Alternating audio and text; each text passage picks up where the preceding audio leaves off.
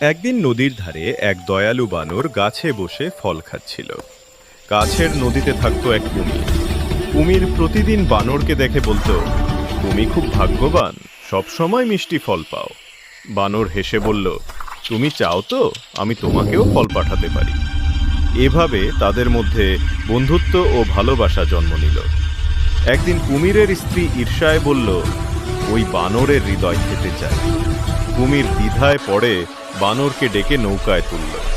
মাঝ নদীতে বানর বুঝল ফাঁদ আছে। বুদ্ধি করে বলল, আমার হৃদয় তো গাছে আছে।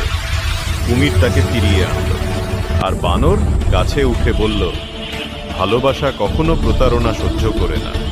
কুমির লজ্জায় মাথা নিচু করল, আর তাদের ভালোবাসা বন্ধুত্বে পরিণত হলো।